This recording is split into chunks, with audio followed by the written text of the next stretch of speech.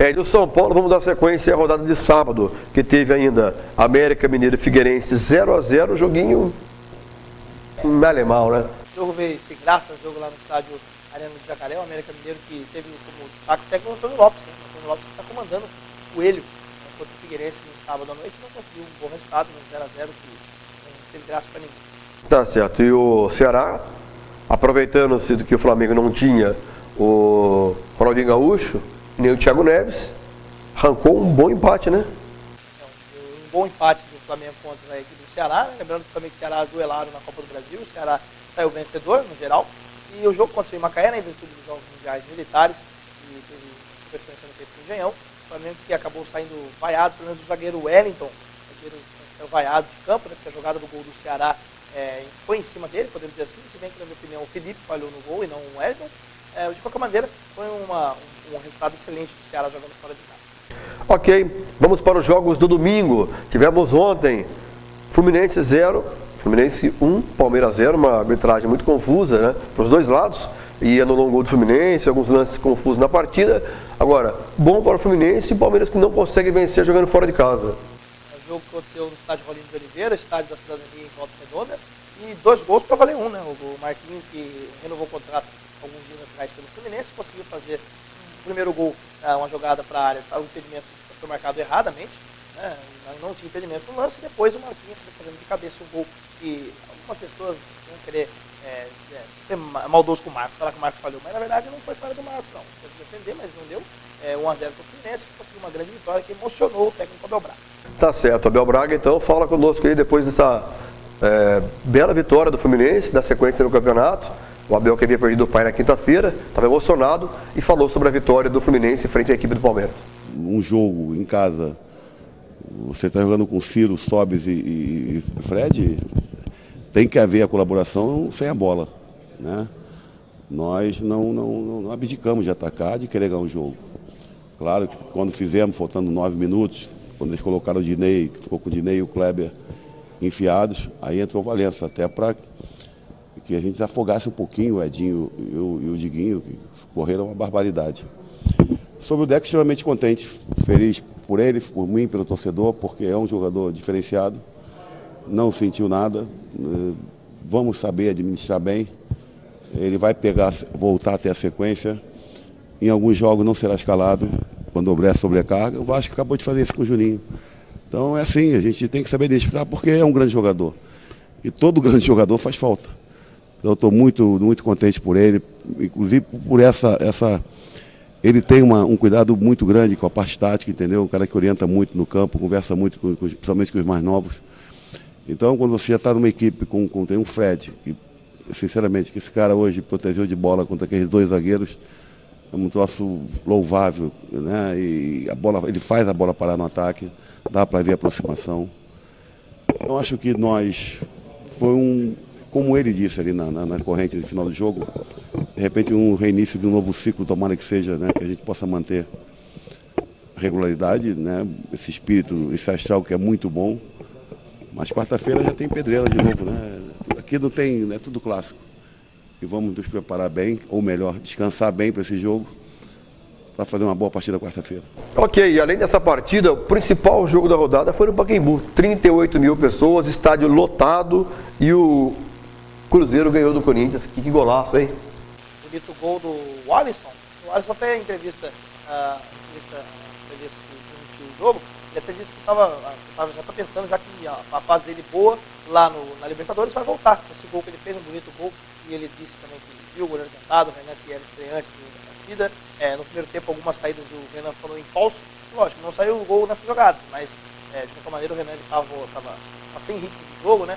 Porque até o Corinthians começou tendo grandes dificuldades no primeiro tempo, mas o Cruzeiro conseguiu equilibrar o jogo, um ferrolho montado pelo João Santana fez a diferença. No segundo tempo, o Alisson fez esse golaço em cima do goleiro Renan, e o Cruzeiro saiu vencedor. No ano passado, o jogo Corinthians-Cruzeiro também teve um grande público, né?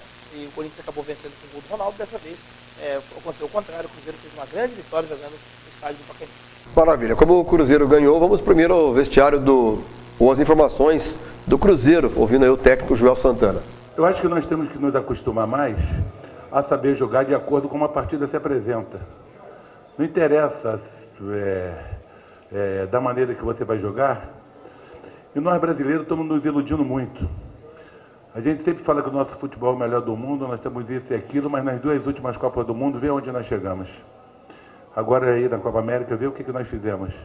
Isso não é crítica, a gente tem que saber de jogar de acordo com a partida.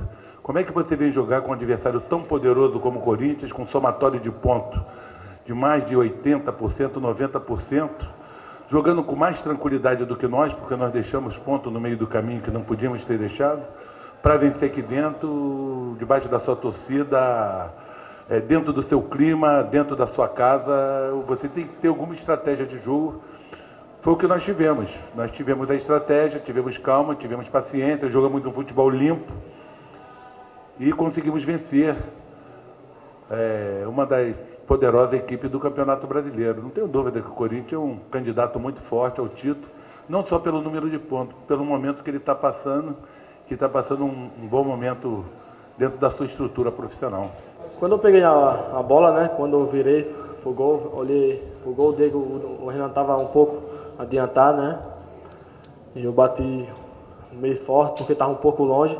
Graças a Deus acertei um belo chute e cobri ele. Então acho que todo mundo está pensando, ele chutou para chutar. Não, chutei tranquilo, chutei consciente, né?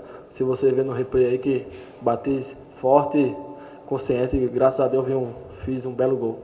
E para o Corinthians sobraram explicações. Vamos do lado do Corinthians, o Tite, mais informações sobre o Corinthians, que perdeu a primeira. Então fica aí um alerta ou não, a torcida no final da partida aplaudiu o time de Parque São Jorge.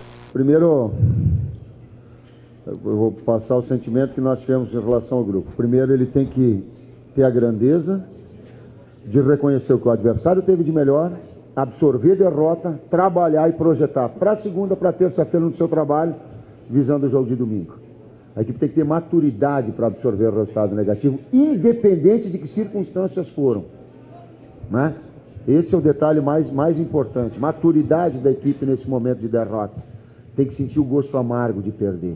Tem que ir para casa e virar na cama de mas poderia ser melhor. Gil, e daí chega a preocupar então para o Corinthians essa derrota?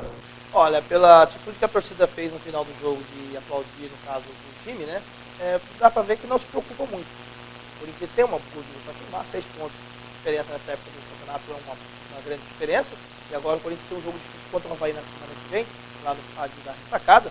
Um resultado surpreendente ontem, a história do Cruzeiro, o Corinthians esperava um jogo equilibrado, mas o Corinthians sai de vencedor, porque jogado em casa, um público muito grande no estádio do Pacaembu. Mas o Cruzeiro conseguiu ganhar aí uma tática, o Joel Santana conseguiu ganhar do Tite, o Watson acertou um bonito gol, que dificilmente de ser acertado novamente, porque foi a 40 metros do gol, então foi muito longe o gol que o Watson marcou, e o Cruzeiro muito bem aí, fez uma grande vitória em cima do Corinthians. Tá certo, Atlético Mineiro 1, Vasco 2, com direito ao Vasco a perder um pênalti. Mas o Diego Souza foi lá e resolveu com 2 gols, né? O Diego Souza que voltou a ser titular do Vasco da Gama, né? Que abriu o placar de cabeça no segundo tempo. No segundo tempo, ainda no primeiro tempo, o Magno Alves conseguiu empatar, numa jogada que teve o Daniel Carvalho envolvido nela. E o Magno Alves, o titular magnata, conseguiu empatar o jogo para o Galo. No segundo tempo, o Vasco teve aí um pênalti. Uma arbitragem muito confusa também no estádio do Capingão. Que foi marcado numa jogada que a bola bateu no ombro do zagueiro do Atlético Mineiro. O Alexandre foi cobrar e o goleiro Giovani defendeu. O goleiro Giovani fez uma grande defesa. Depois os minutos passaram e o Vasco conseguiu outro pênalti. E aí o Diego Souza cobrou o Alexandre para o campo. O Diego Souza cobrou e marcou o gol da vitória. O gol da vitória em cima do Atlético Mineiro. O Diego Souza, que era do Atlético Mineiro, conseguiu fazer 2 gols em cima do Galo. E o Vasco conseguiu uma grande vitória com o Ricardo Campos comandando a equipe carioca. O Vasco agora G4. Maravilha, para fechar então, mais um joguinho meia boca, Bahia e Curitiba 0 a 0. Um empate sem gols lá no estádio do Iguaçu, Bahia e Curitiba, teve jogadores expulsos do lado do Curitiba, um jogo que foi feio, teve alguns lances lá, o Ricardinho todo o tempo, o Carlos Alberto estava no campo, mas não adiantou nada, e mais um empate aí do Bahia, aí é que não está muito bem no campeonato, o Bahia está começando a cair na tabela. Tá certo, foram jogos realizados nesse final de semana do Campeonato Brasileiro. Como a gente já falou aí no Campeonato Brasileiro, temos aí o Corinthians líder assim mesmo com 28 pontos. Na sequência, vou falar da Copa do Interior, do GP de Fórmula 1 e do encerramento dos Jogos Militares para fechar aqui a programação esportiva desta segunda-feira. Voltamos já.